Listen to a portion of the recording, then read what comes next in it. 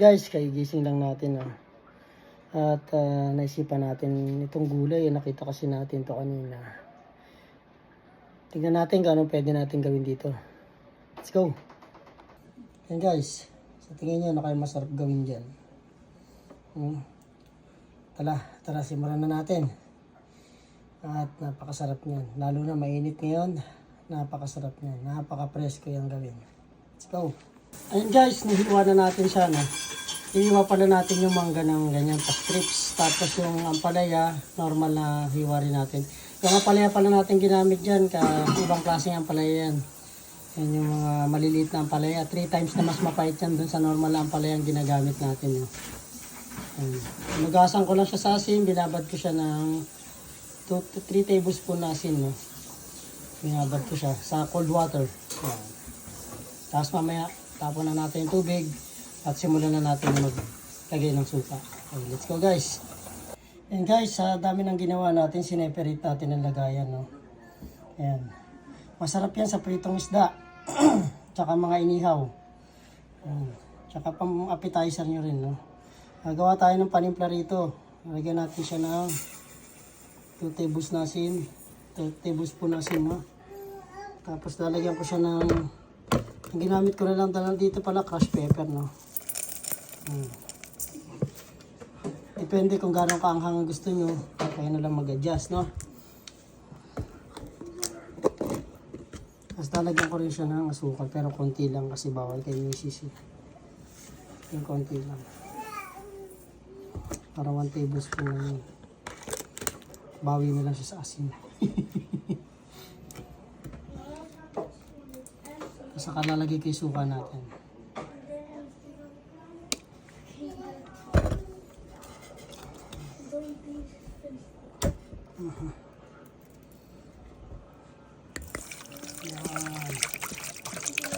Tunawin muna natin yan bago natin ibuhos sa halo-halo natin. Pag yun rin masyado, lano na natin, natimpan natin siya. Hahaluin na lang natin yan. Kailangan matunaw natin yung asin. Sukal. Tsaka, ako, sa recipe ko na to, lalagyan ko siya ng tahin. Optional lang yung tahin, Optional lang yung guys. Yan, lalagyan ko siya ng tahin. Dito ko na yan lalagay. Optional lang yan,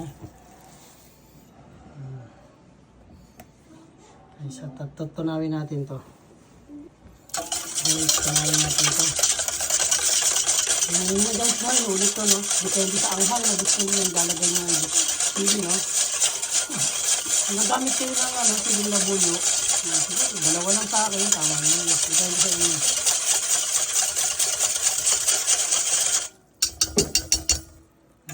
Hinalo ko nga pala yan ng sibuyas. Tsaka ng cracked pepper. Yan, tahin. Optional lang yung tahin na yun nasa ibabaw. Tapos onion. Yan. Yung cucumber natin, pipino. Tsaka manggang hilaw. Manggang hilaw, kailangan medyo matigas yung pipiliin yung mangga, Matigas talaga na matigas na hilaw. Hindi naman masyadong lubog yung ilalagay natin dyan kasi magtutubig pa yan. Okay guys, magtutubig pa siya kasi yung cucumber natin, pipino, medyo matubig yan bakit nga pala ako gumawa nito, Kasi meron nagtatanong sa akin ng nakaraan. Kasi natikman nila to nung nasa Pilipinas ako. Tinatanong nila kung paano daw gawin ito. Kaya naisipan kong gawin na lang video para at least mas madaling sundan. Depende pala yan sa kung gusto nyong hiwa, Ako gusto ko ganyan para madaling kainin. Lagi akong gumagawa na ito sa Pilipinas kasi maraming mangga dun sa tapat ng bahay namin. Okay guys, sana ma-enjoy nyo, Overnight lang natin yan. Kaya mamayang gabi, pwede na yan. Halo-haluin nyo lang. Okay guys, enjoy! Yun guys, natapos na natin. Maraming salamat. Sana nagustuhan nyo yung recipe natin ngayon. Bye-bye! Yun guys, kung naalala nyo, tayo nagluto, gawa tayo ng kinilaw, na gulay. Alam mo, masarap din sa kinilaw na gulay ito. So yan ang masarap sa kinilaw na gulay na ginawa natin yung nakaraan.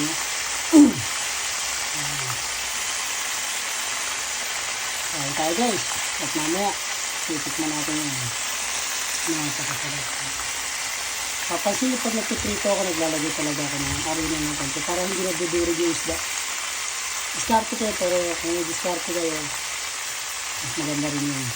Okay guys, so, yun guys, luto na. Ba? Saktong-sakto ba? Yan ang sinasabi ko bagay dyan. Yan. Kinilaw na pipino, mangga, ampalaya, sibuyas, bawang. Yan. Hilaw na ampalaya na, puro hilaw yan ha. Hindi ko binalance yan. Hilaw na hilaw talaga yan. Fresh cut na vegetables. Minana natin, pinikal natin, minarinate lang natin. Ito, tilapia. Sa inihaw, masarap din yan, inihaw.